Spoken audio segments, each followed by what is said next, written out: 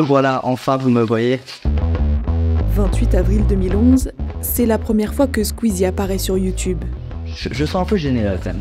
C'est la première fois que je me montre vraiment. 12 ans plus tard, il est devenu le YouTuber le plus suivi de France avec 18,7 millions d'abonnés. Cette histoire, son réalisateur et ami Théodore Bonnet la raconte dans un documentaire sorti le 19 janvier 2024. Pendant toutes ces années, je l'ai filmé partout. Tout le temps. Tu ouvres cette caméra et tu viens avec toi. Et si Squeezie a bien changé pendant ces 12 ans, c'est aussi le cas de YouTube. La plateforme est passée de vidéos filmées dans des chambres, pas très prises au sérieux, Est-ce que manger des pizzas, c'est devenu un métier? à des super productions qui n'ont rien à envier au petit écran. Vous savez quoi, vous êtes des enfants d'internet, moi je suis des enfants de la télé, Oui. et après j'ai fait de l'internet, et vous êtes un peu en train de faire de la télé au final. Alors, peut-on vraiment dire que YouTube est devenu la nouvelle télévision ? Ça, c'est la première vidéo postée sur YouTube. Alright, so here we are, in front of the elephants. À l'écran apparaît Jawed, c'est l'un des 3 fondateurs de la plateforme. Cette première vidéo de 18 secondes montre bien l'esprit des débuts, partager sa vie ou sa passion de manière artisanale. Quand YouTube est né, en fait, c'est plutôt des inconnus et des jeunes gens qui n'avaient pas grand-chose, partaient de rien et en fait avaient décidé de partager leur passion, de poster des vidéos qu'ils avaient tournées parfois même avec leur appareil photo numérique. Très vite, ces inconnus gagnent en popularité. Bonjour, c'est Cyprien et s'il y a bien... Et dès 2007, YouTube met en place la rémunération de ses créateurs peu après son rachat par Google. Certains vidéastes, ils ont commencé à comprendre qu'ils pouvaient faire de l'argent avec ce qu'ils faisaient à la base pour s'amuser ou pour partager leur passion. Si les youtubeurs au début, c'était un peu des hommes et des femmes orchestres qui faisaient un peu tout eux-mêmes, quand ils décident de se professionnaliser et qu'ils y parviennent, en fait, ils ont toute une équipe derrière eux. Donc... En octobre 2023, dans la vidéo de Squeezie, Qui est le meurtrier?, le générique mentionne 80 personnes ayant participé à la production. Les youtubeurs deviennent des chefs d'entreprise avec des moyens plus importants. Certains achètent des studios, montent leur boîte de production et font même appel à des auteurs. Le but, c'est de me constituer une petite équipe de gens que je vais pouvoir rappeler, qui ont déjà bossé pour moi. Et cette professionnalisation va finir par attirer des acteurs venus d'un autre monde, la télévision. Par exemple, en 2012, 2 producteurs venus du petit écran, Lorenzo Benedetti et Guillaume Lacroix, décident de recruter des comédiens populaires sur Internet pour créer une chaîne dédiée à l'humour, le Studio Bagel. Ensemble, ils vont devenir l'une des chaînes les plus populaires de YouTube et dépassent en un an la barre symbolique du 1 million d'abonnés. Et ouais, aujourd'hui on bouffe comme des gros porcs puisqu'on va faire des gâteaux. Au début de YouTube, plus une vidéo était vue, plus la plateforme la proposait à d'autres utilisateurs. Mais à partir de 2012, YouTube change les règles.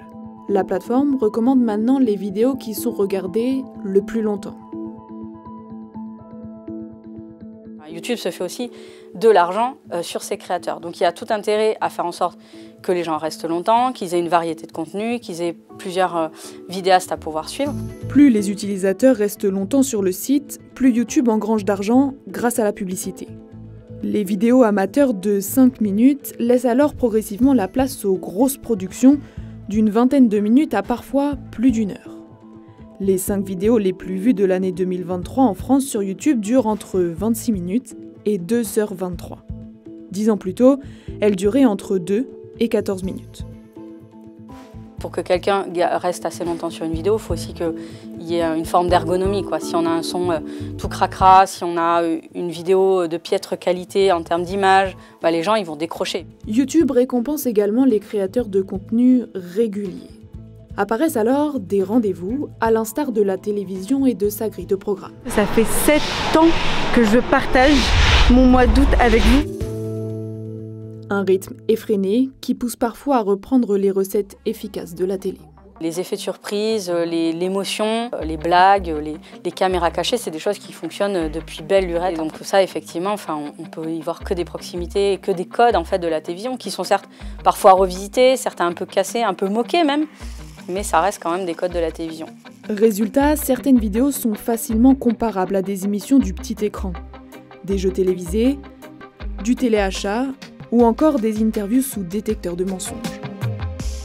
Mais les liens entre YouTube et la télévision n'ont pas toujours été aussi évidents. L'attention et le temps disponible des spectateurs se partagent. il ne se multiplie pas. Les anciens de la télé ont regardé ça avec circonspection. Mais à côté, en coulisses, on s'est bien rendu compte du pouvoir qu'avait YouTube, à savoir d'atteindre une certaine audience, d'aller atteindre des gens qui se sont détournés de la télévision.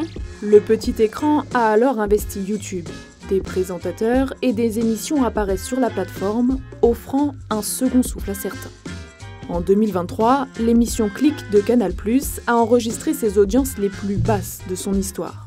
Mais dans le même temps, le programme faisait 53 millions de vues par mois sur YouTube et les réseaux sociaux.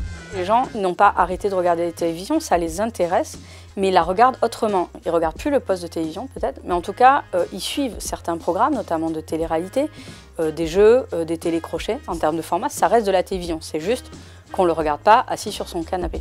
L'avantage, c'est que YouTube permet à la télévision d'être emportée partout, le smartphone étant l'outil privilégié par les utilisateurs de la plateforme. Mais là aussi, ça évolue. En 2022, 20 millions de Français regardaient au moins une fois par mois YouTube directement sur leur télévision. Et ce mélange des contenus et des supports se fait même dans l'autre sens. Depuis le 28 octobre 2023, France 2 a confié une partie de sa grille de programme à Hugo Décrypte. Le youtubeur journaliste en a profité pour faire revenir dans le petit écran le youtubeur aux 18 millions d'abonnés, Squeezie. Bonjour Squeezie.